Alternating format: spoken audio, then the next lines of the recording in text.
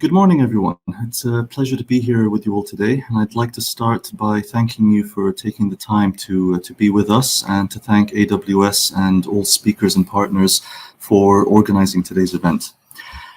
My name is Musab Abdullah, and I'm the Executive Director of Investment Development at the Bahrain Economic Development Board.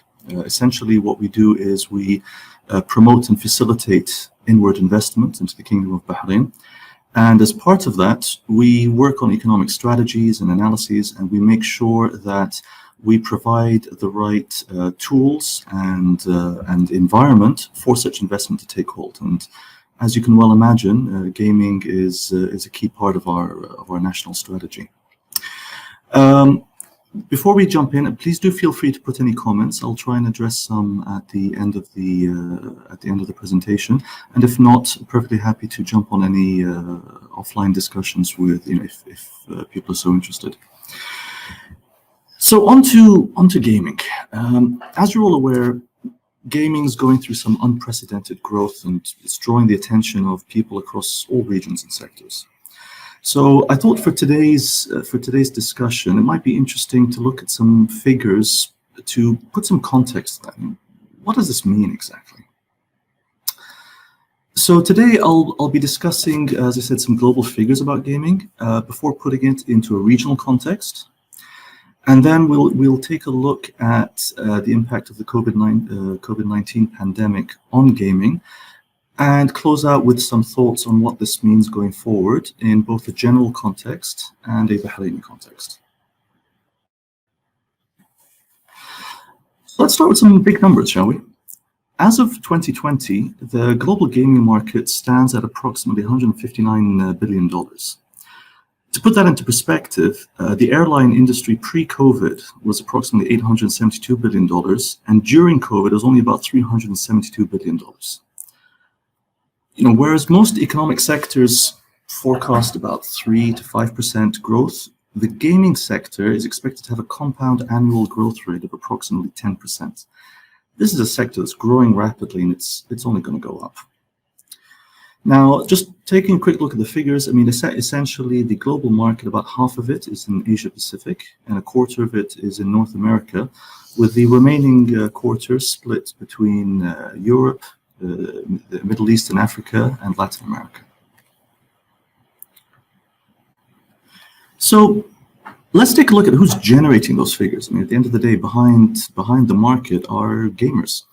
So as of 2020, there were an estimated 2.7 billion gamers worldwide. That's about a third of the global population, and it's growing. It's growing about 5% year on year. Now, if we compare it to the previous slide where we're talking about market value, the biggest concentration of those gamers continues to be in the Asia Pacific region with about 54%. Interestingly, in North America, despite having 25% of the global market, it only contributes about 8% of the gamers. And then the remaining 38% is divided almost equally between the other three regions. And we'll be speaking about MENA in particular in a little bit.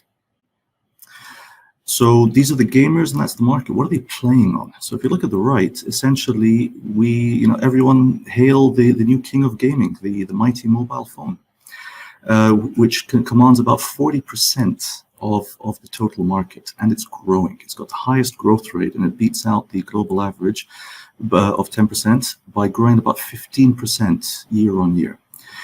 And here we can draw some assumptions. So it's likely that the fact that we all have a mobile phone, it's in our pockets, it's easy to jump in and out, and that mobile games tend to appeal to a very wide demographic, are all feeding into why this is such a fast-growing and such a high concentration platform.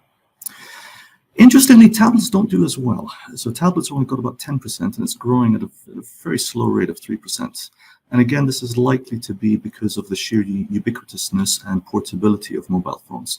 Whereas a few years ago, people would tend to have a phone and a tablet, these days, tablets tend to be used in very specific applications, and people more broadly will just game on phones and perhaps get a larger screen size to do so.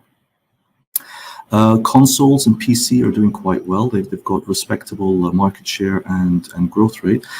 And there's just one area that is growing down, which are browser PC games. I mean, for those of you that have been gaming for many years, I'm sure you've all experienced, the variety of browser games, whether it's through, sites such as Facebook, or whether it's directly through web browsers. But this is a sector that's definitely being overtaken, definitely shrinking, with about 15% year-on-year decline, and it only commands about 2% of the whole market. So let's talk MEA. MEA's growing. It's growing fast. It's despite only holding approximately 3% of the global market, about 5.4 billion out of the total of 159. The MEA region hosts 14% of gamers globally, and it's got a much higher than average growth rate. So the compound annual growth rate of this market is about 15%, compared to, as we said, about 10% globally. And in the GCC in particular, about 30% of the population are gamers. I mean, these are huge numbers. So what can we extrapolate from all this? MEA is a region that's on track to explode in growth over the next few years, and there's still a huge untapped potential here. I mean, in addition to the growth rates, it also has the highest average revenue per user in the world, about 3 times the global average. And among the reasons that we expect MEA to continue this rapid growth is that the vast majority of games don't even target the MEA region, whether it's by language or culture or history or mythology. I mean, for example, Arabic is the 5th most spoken language in the world, with over 400 million native speakers, and yet only about 3% of global online content is in Arabic. So definitely a lot of opportunities in this space, and I'm happy to see that there's growing realization, both at an institutional level and a personal level, about these opportunities and about the potential demand and appetite that is in the region. So now that we've taken a snapshot of the globe and MEA, I thought it'd be interesting to see, how has COVID impacted this? I mean, has COVID accelerated or decelerated this rate? And I think it's going to come as no surprise that this is one sector that the COVID pandemic has had a positive influence on. And we'll be talking about a few things in this regard.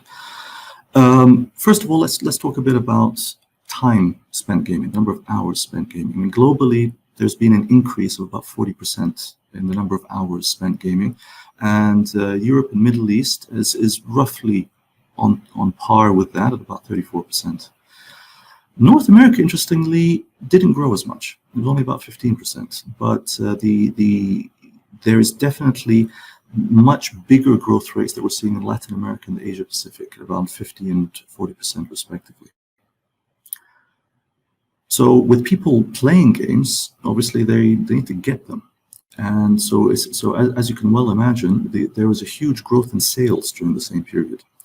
Digital games and physical games saw very big jumps, but consoles saw a massive jump.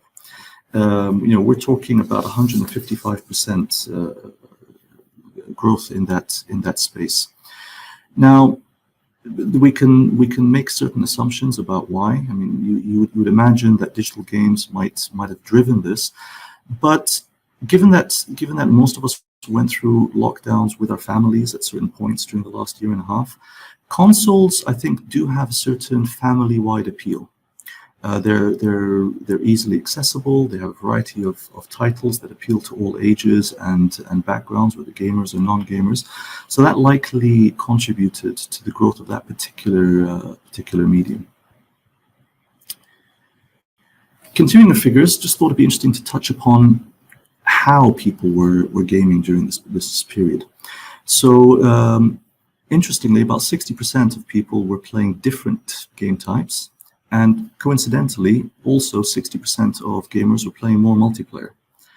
Again, there are likely many different factors at play here, but one possible assumption is that as physical socialization was limited, this drove more people to socialize online, including through multiplayer games. And by that same measure, try out games with their friends and their social circles that they may not have done otherwise.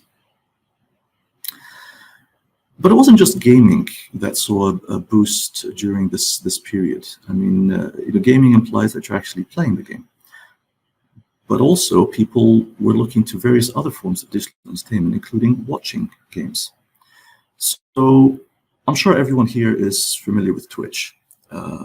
Twitch is one of the most popular platforms, if not the most popular platform for watching live streaming and gaming in general. And Twitch saw an explosive growth of hours watched during the pandemic. I mean, pre-COVID, there was about 2.8 billion hours watched globally. As of Q1 of this year, that figure reached almost 6.5 billion hours. I mean, we're talking almost double. And by all indications, we're expecting this to continue going up. Continuing with the Twitch discussion, the figures also went up significantly, even on the revenue side. So prior to the pandemic, there was steady growth that went up to about 27 million US dollars in Q1 of 2020. As of Q1 of this year, that revenue is reported to be at almost 100 million US dollars, almost 4 times higher. And as with the other figures we've spoken about, we're only expecting this to continue going up.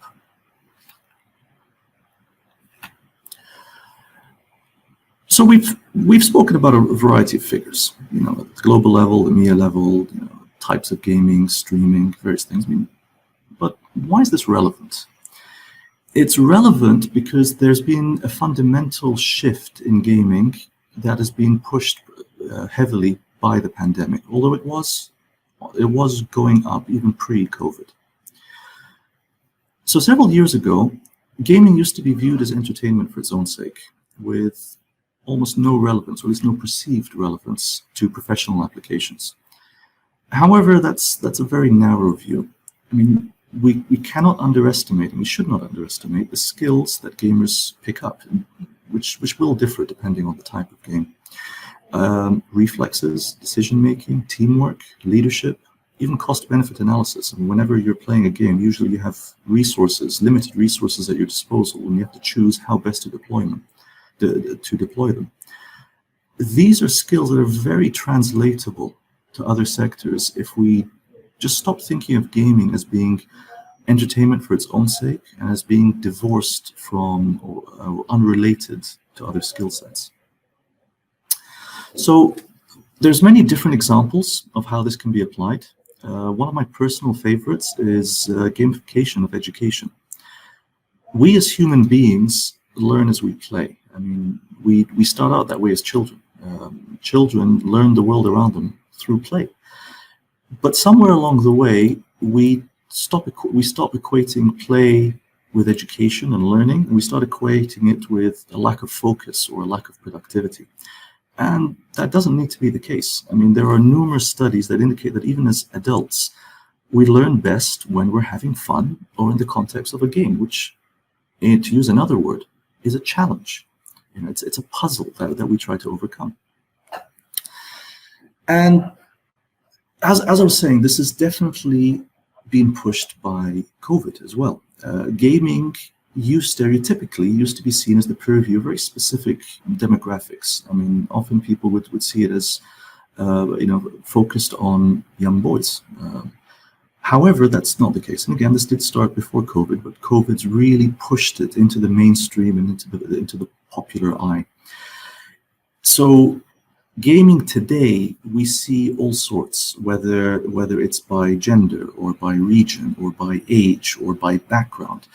It is widely accepted, and it's no longer seen as something niche. I mean, to draw a parallel with the launch of the Marvel Cinematic Universe, superheroes and comics came into the public domain, public eye. Gaming's done the same now, and it's because of that appetite for digital entertainment. We also have the growth of technology, and as technology continues to develop, so does our appetite to consume it, our means of consuming it, and our method of doing so. So, I mean, we've heard from Gunnar in the keynote speech about cloud gaming. That's still a very untapped area. And as technology and latency and the ability to connect increases, so too do we expect that particular area to grow with it. But we also have examples in other technologies. I mean, we're looking at augmented reality and virtual reality, as well as extended reality, which is a hybrid. You've got artificial intelligence and machine learning. You even have just twists on existing technologies, such as touch screens and different means of handheld devices. Put this all together, and this means that gaming, game development, esports, every aspect of creativity and digital entertainment is going to be at the heart of economic development. Whether you're talking corporate, private, from the private sector side, or from countries, the sovereign policy side. A third of the world are gamers, and that number is just going up. There is still huge untapped potential, regionally and globally. The rate of consumption of digital entertainment is going up, and there are continue to be concerted efforts to build upon that potential. So to close out, I thought it might be interesting to share with you some of the thinking that's happening in Bahrain. As I've mentioned, gaming and digital entertainment in general is going to be a key part of national economic strategies, and Bahrain's not only no exception, but we would like to be at the forefront of that development.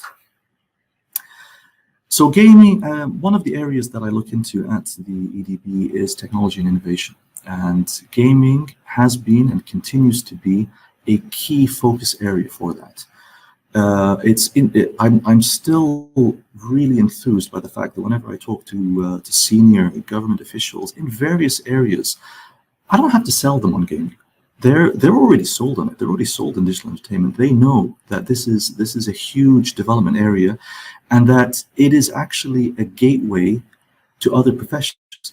I mean, when you talk about gamers, as I said, there's certain skills that they pick up, but often you find gamers like to go into what lies behind the game. So you look at game development, artists, concept artists, storyboarders, even piloting. Where there's certain technologies now where you need to have remote control over various industrial applications, 3D printing, and gaming is not even just limited to the online space. You've even got physical gaming. You've even got, like I said, gamification of education.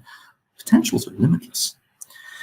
So over the last few years, the Kingdom of Bahrain has been working across various sectors and various strategies to push gaming forward. And we're honored to have been working with a number of very key partners in this space. So, for example, in the private sector, we've been working closely with AWS, and we're happy to host their first data center region in the Middle East. We've had support from other sectors, including among them the telecommunication operators, who have been focused on making sure that technical deployments and the telecom networks are suitable for gaming. We're happy to be one of the first countries to have nationwide rollout of 5G, and we're ahead of the curve as we wait for such use cases to be ready to be deployed. We're ready to deploy them, to test them out. Obviously, community is very important. I mean, at the end of the day, we're doing this for gamers, and we've got huge uptake in that space, whether we're talking about Unreal Bahrain, who we'll be hearing from later today, the Mind and Esports Federation. We have various pro gamers, various esports teams that are setting up, including Piercer Esports, who recently set up in Bahrain and won the regional Valorant tournament. We've got support from academia, various universities that are putting gaming and game development into their curricula. Various events that have been hosted in Bahrain, and of course efforts driven by the government. We're seeing key initiatives being set up by government entities such as the Ministry of Youth and Sports, our National Labour Fund, Temkeen, that continues to help support financially the growth of companies and initiatives in this space with a focus on national talent. and others, including the Information and E-Government Authority, the EDB, and more. So this has been and continues to be a very exciting space, and we look forward to seeing what the future holds. With that, that's the snapshot that I wanted to share with you all. I hope you found this informative, and we're happy to engage with you in various ways to ensure that this space continues to grow and develop, and that the Middle East, the GCC, and Bahrain continues to be at the forefront of this wave. Thank you all for your attention. Thank you, Musab, for your great session today, which has contained a lot of numbers and great information about gaming market in our region. Thanks again for being with us today.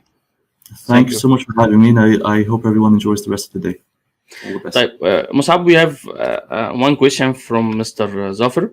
Want to know about what's being done to develop gaming industry in the region, in particular GCC. Okay, that's a question that needs its own session. There's a lot of various activities. So part of the reason that my last slide was talking about the various sector stakeholders is because it's important to note that this is not something that you can just do on your own. It's not up to one stakeholder to push this forward. So basically, when you talk about games, you need to develop the game. You need to have an audience for that game. You need to have the technical means of deploying it. And if we look at the wider context, you'd also want people to watch it, to engage with it, to sell it, to market it. There's so much that goes on.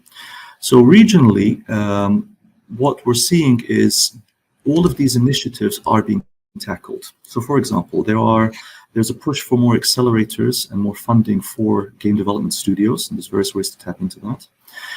There are programs to upskill and train people to learn on various game development engines, whether you're talking Unreal or Unity, or whether you're talking about graphic design, or whether you're talking about other languages that aren't necessarily associated with gaming, but can be done in gaming, such as Python or Swift or Go and others.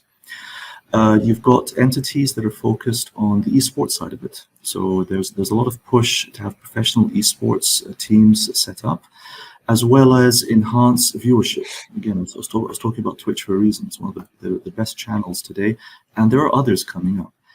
So the short answer is there's a lot going on, but it's a question of which aspect of the gaming ecosystem do you want to engage in. And there are other speakers today that will be going into this in a little bit depth, and I'm happy to field further questions offline for anyone interested. Okay, sure. Thanks again, Mr. Musab, for your session today, for your time also. Thank you so much. All the best, everyone. Thank you. Thank you.